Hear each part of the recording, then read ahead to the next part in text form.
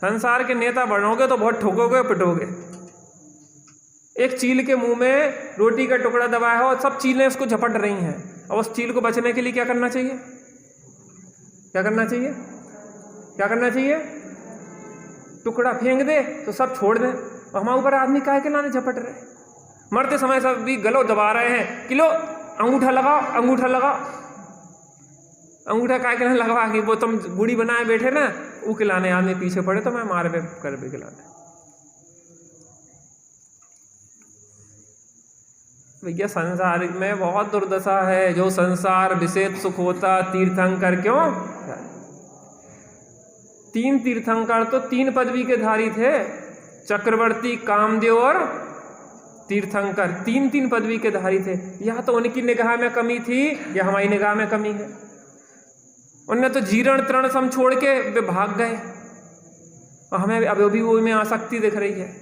नहीं नहीं, जीना यहाँ और मरना यहाँ और इसके सिवा जाना क्या। इस संसार में कीड़ों की तरह लड़ते बढ़ते किचड़ते किचड़ किचड़ करते रहेंगे, निकलेंगे नहीं। गणेश प्रसाद जी वर्णी ने मेरी जीवन गाथा में लिखा कि एक घर में बहुत लड़ाई हो रही थी, बहुत लड़ाई हो रही थी।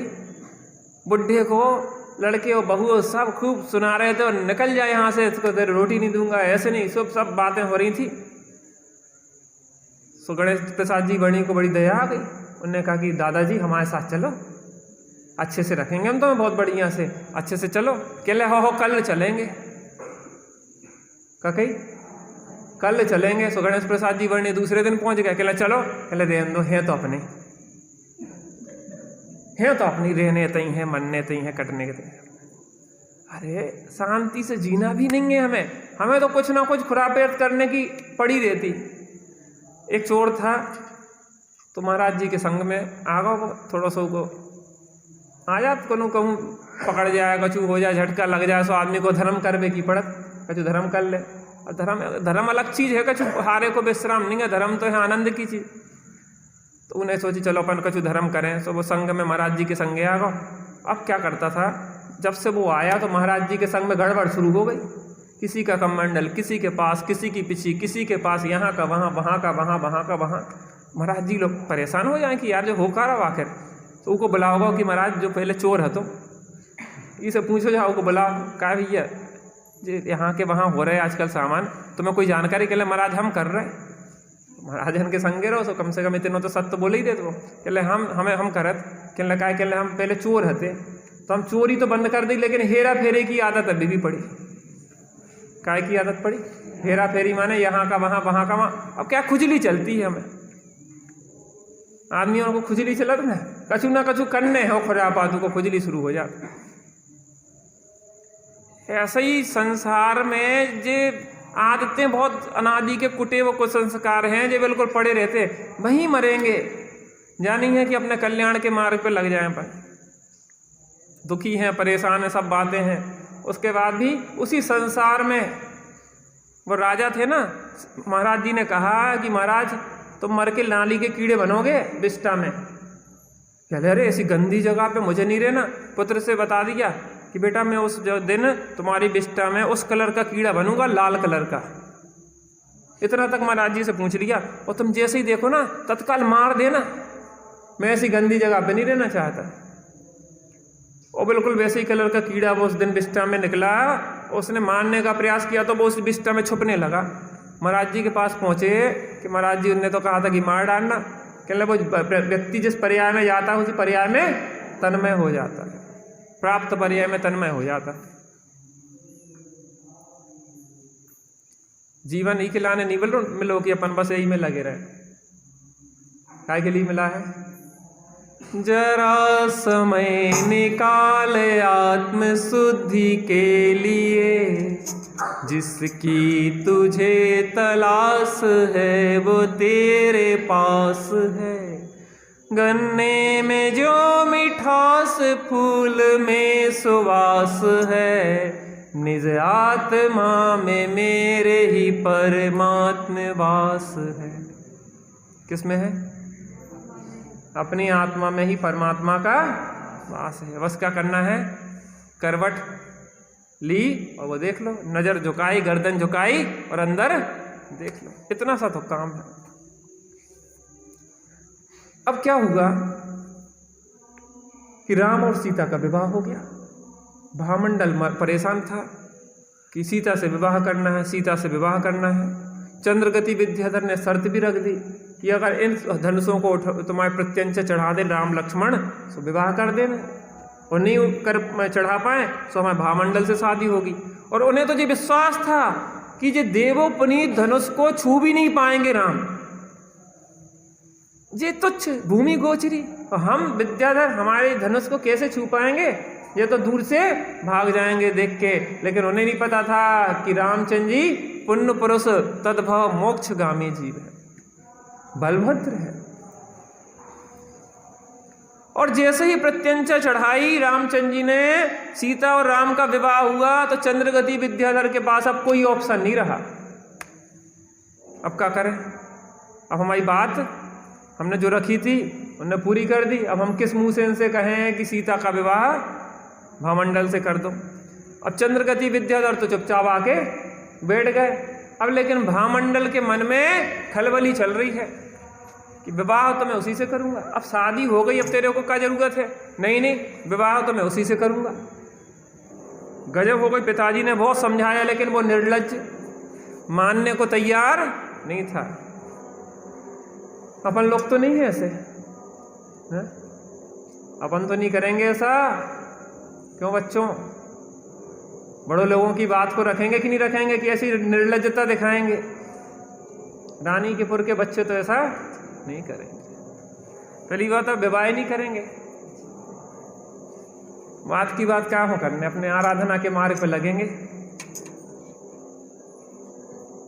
आराधना की शुभ घड़ी भाग्य से पाई, आराधना शुद्धात्मा की ही मुझे भाई, आराधना की शुभ घड़ी महाभाग्य से पाई, आराधना शुद्धात्मा की ही मुझे भाई। किसकी भाई? शुद्ध आत्मा की आराधना ही मेरी मन में आ गई। भामंडल की लेकिन समझ में नहीं आया, जब मोह का पर्दा होता है तो बुद्धि काम करना बंद कर देती है।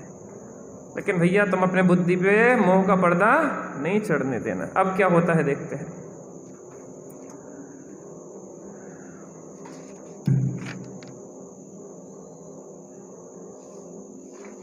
जिनवाणी जग मैया जन्म में दुख मेट दो, जिनवाणी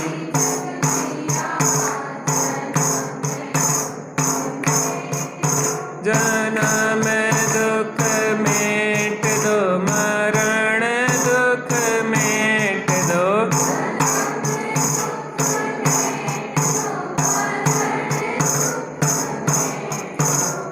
जिनवाणी जग मैया जन्म दुख मेट दो,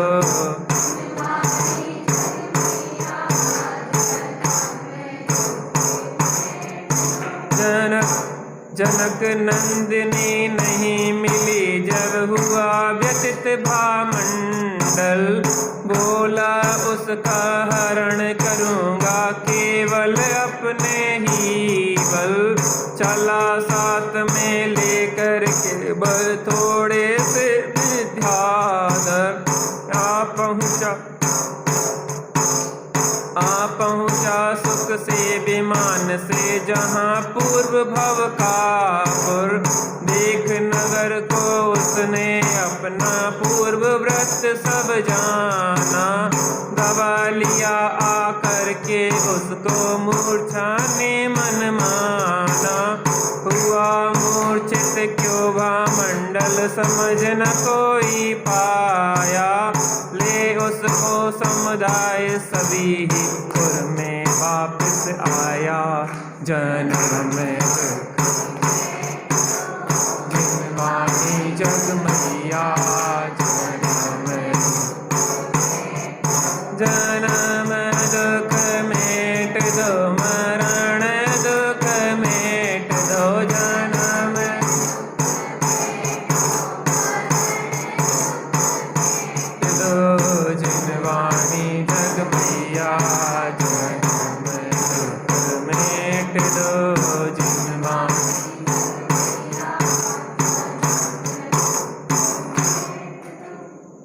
अब चंद्रगति विद्याधर की युक्ति तो फेल हो गई, लेकिन बहुत क्रोध में था भामंडल।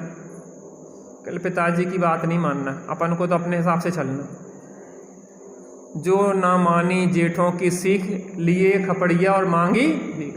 हमारी भाभी एक कहावत सुनाती है, रचना भाभी है कि नहीं है? नहीं है, वे सुनाती हमें। क्या बोलती? जो ना मानी जेठन की सीख और लई खपड़िया और मांगी भीख। बड़ों की जो सीख नहीं मानता है वो क्या करता है? खपड़िया लेके भीख मांगना पड़ती है उसको। अब भामंडल ने पिताजी की बात का तिरस्कार किया और खुद चल दिया। काय के लिए? कि मैं तो हरण करके लाऊंगा, मुझे तो कौन चाहिए है? सीता चाहिए है। बताओ, कई बार ये भी समझ में आता है कि सुंदरता भी व्यक्ति को परेशान करती। लोग कहते सुंदर होना चाहिए, सुंदर होना चाहिए। भैया सुंदरता लुटाएगी तुम्हें? कुरूप हो ऐसो कहते चले जाओ, कोई देखभाल वो नहीं है। और सुंदर हो ऐसो बड़े समझ के रहने पड़त भैया, कोई की नजर न लग जाए, हैं? नजर न लग जाए, जा भी समस्या है।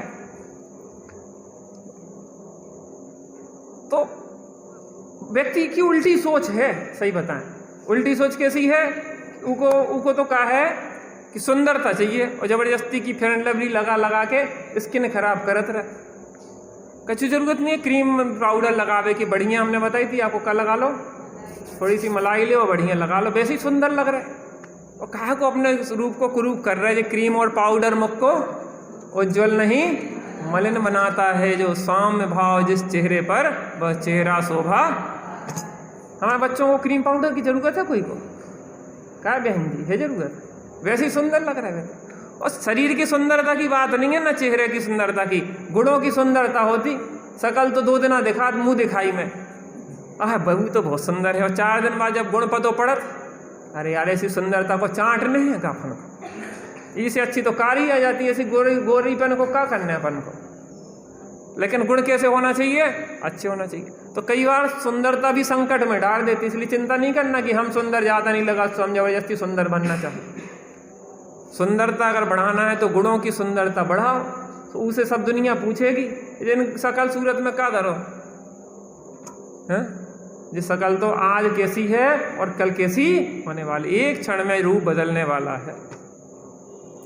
तो भामंडल कहने लगा हम तो जाएंगे। और उसने कुछ विद्याधर इकट्ठे किए अपने, और विद्याधरों के साथ अपने विमान में बैठ के चल दिया कि मैं तो आज सीता का हरण करके लाऊंगा, चाहे कुछ हो जाए। पिताजी ने बहुत समझाया, बेटा अपन सभ्य व्यक्ति हैं, ऐसे काम शोभा नहीं देते। कहने पिताजी अब तुम्हारी बात नहीं चलेगी, अब तो मैं अपने हिसाब से चलूँगा। भैया अब बताइएगा के ही सकत, जब बच्चा निर्लज्ज हो जाते हैं, क्या हो जाते हैं? निर्लज्ज हो जाते हैं और माता पिता की बात नहीं सुनते हैं, तो बताइए अब क्या करें? बताओ, समझाओ उनके हाथ में है। अब तिरस्कार कर दें, अभी अपने मोहल्ले में बैठे रह, अब भुगती हो तुम। भुगतना किसको पड़ेगा? किसको भुगतना पड़ेगा? माता पिता को कि बच्चों को? अब तुम भुगतोगे, हमें कहा है, तुम जानो, तुम काम जाने। बेकत की ठीक है, निपटो। स्वयमेव इस जगत का सब काम हो रहा है, स्वयमेव इस जगत का सब काम हो रहा है। हमको भी धीरे धीरे प्रदान हो रहा है, हमको भी धीरे धीरे।